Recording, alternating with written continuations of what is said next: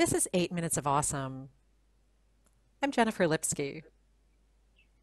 By caring for the earth and the sacred connection we have with her and with each other, we also heal and nurture ourselves.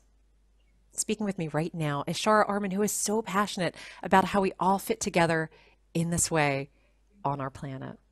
Hi, Chara. Hi, Jennifer. Nice to be with you today. Oh, thank you. Thanks for taking the time to be with us. And I would love to hear about the work you do. And I love the name of your business and your website. Can you tell us about it? Sure. I am building an endeavor called Mutual Flourishing for Self and Earth. And I have a lot of interests and passions related to human wellness and ecological wellness. But one of my biggest interests is to help people to think about how the ways that we care for ourselves really need to be connected to our care for the earth and vice versa.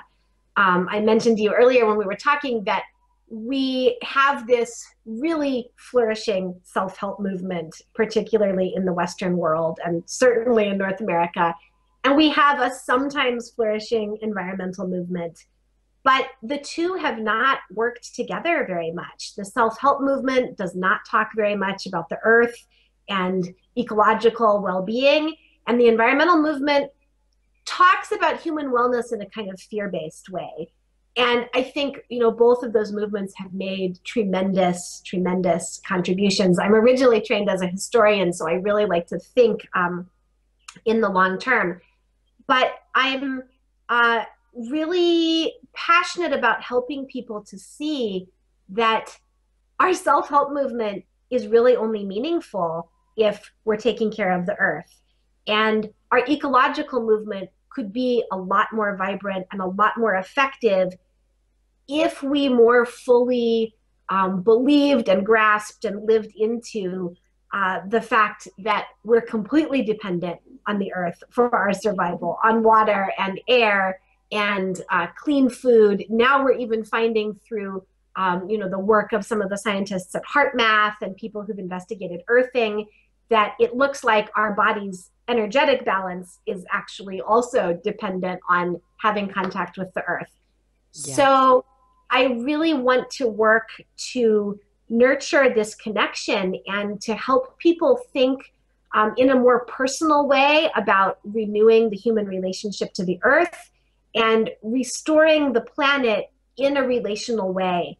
I have so much respect for the environmental movement and participate in it and really idolize some of the major leaders.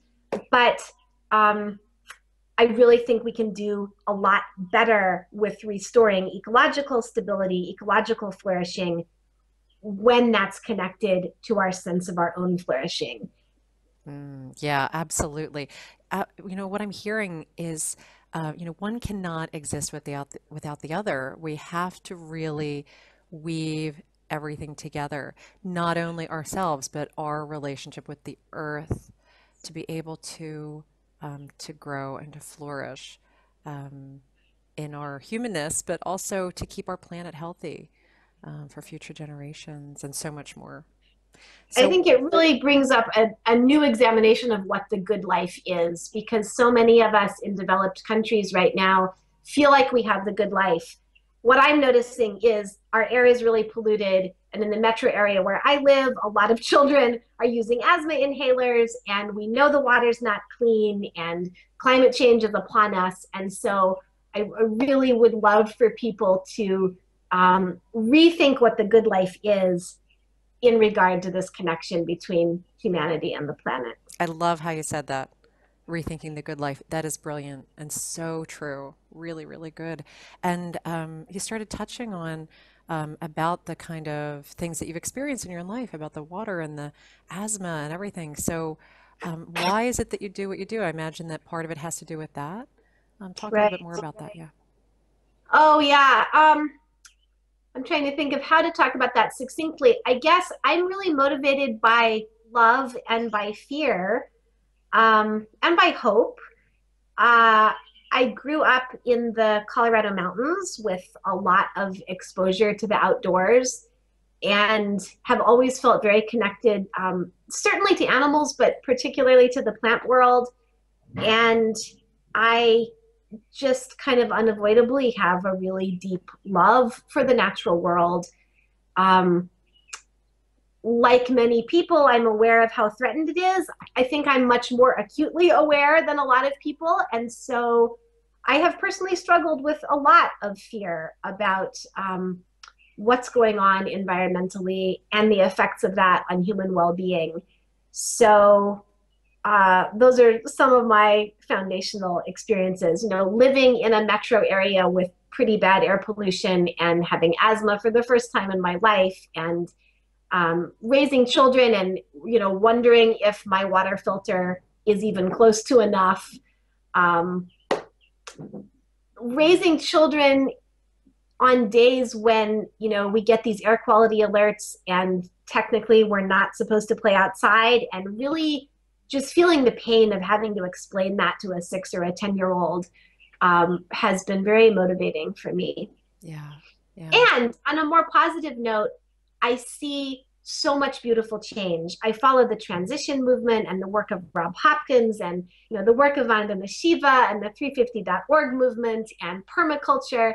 And when I follow this beautiful environmental work that's being done, and I see that a lot of the so-called self-help or personal development teachers are not integrated very much with that, I think there's a tremendous gulf that needs to be filled there. Yeah. So Yeah. And it's you know, my contribution. yeah, no, that's beautiful. And I know the work you do with Mutual Flourishing is of great value. And in concert with that, you are also an amazing writer, and you really write some compelling pieces, and they're very inspired. So, from where do you draw your inspiration for both Mutual Flourishing and for all the other work you do?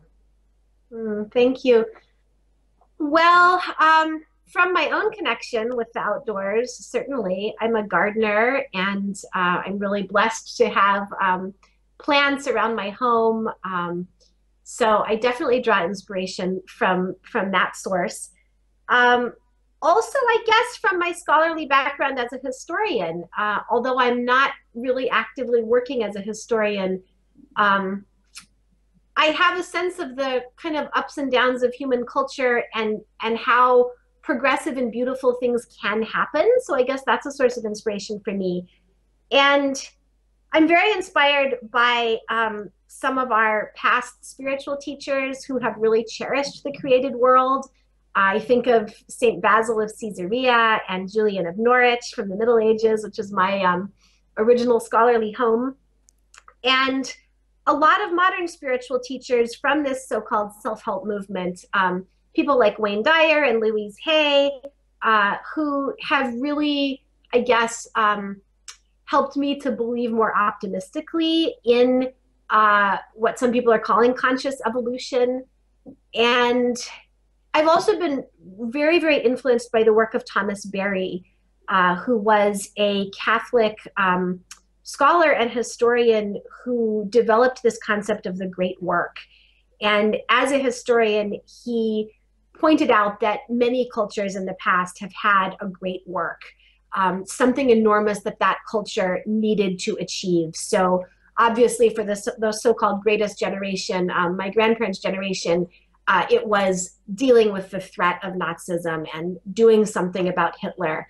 Other cultures have invented agriculture, or developed economic systems or systems of writing. So Barry looked at where we are in our human story on the planet, and looked at the state of the planet and said the great work for everyone alive today and in the foreseeable future is to repair our relationship with the planet, and to move into what he termed the ecozoic era, the era of planet Earth in which we are nurturing and tending the planet and living in reciprocity with the planet and the planet's systems, really at every level, spiritually and intellectually and physically.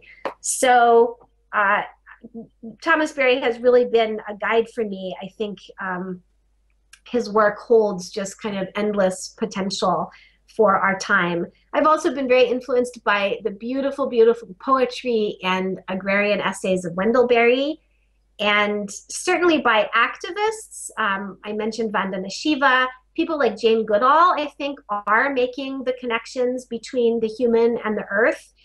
And I'm also really inspired by the scholar activist model. I've kind of struggled between these two callings that I felt to an intellectual life or to a more service oriented life.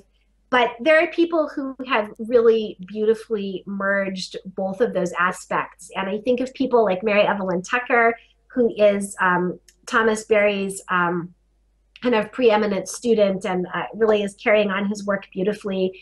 Uh, of some wonderful women physicians who are making beautiful connections in the areas of health and well-being, like Lissa Rankin and Christiane Northrup and Sarah Gottfried, and certainly by people like Rob Hopkins, the founder of the transition movement, who is doing such deep and globally powerful work to look at the relationship of people to one another in communities, and then the relationship of those communities to whatever ecological situation they're in. Yeah, everything that you're saying is so strong and so powerful, and the sources of inspiration are amazing. Um, and it sounds like with the work that you're doing with Mutual Flourishing, that you are successfully merging that as well and bringing forward this really powerful, powerful way for people to access it. Um, so I'd like to know, what is the message right now that you would like others to hear? It's that our own flourishing and well being can best be served by connecting to the planet and its natural systems, and that if we're primarily concerned, on the other hand, away from the sort of personal flourishing, if we're primarily concerned about the well-being of the planet, we need to make more connections to between it and human well-being. And I would add to that that I think that our personal, our individual, our human species flourishing and the flourishing of the planet really lie in learning to listen again to the wisdom of the body, the wisdom of the physical world. So many cultures that have lived much more lightly on the planet have really been connected to the wisdom of the body, of whatever messages your body gives you. For example, that clean and healthy food and water feel much better than the opposite. That breathing clean air feels really good, so maybe you should nourish that. That being in an outdoor environment that's healthy and functioning maximally feels really wonderful. So I think that really the bedrock of this work is listening to our own body's wisdom about that and to the wisdom of the earth, however we choose to do that, whether it's listening to bird song or walking outdoors or whatever natural environment is meaningful to people. I think carries a lot of wisdom and guidance for us as we learn to listen to that again. Yeah, that is a strong and clear message and really beautiful. And I thank you so much for bringing it forward. And for those that are watching, if you'd like to contact Chara directly, you can do so through her website, mutualflourishing.org. Chara Armon, thank you so much for spending this time with me. Thank you, Jennifer. I really appreciate your project. It's so important to bring attention to optimistic and heart-centered viewpoints and to share them around the world. So thank you for doing that. Oh, thank you. And thanks again for being a part of it. My pleasure.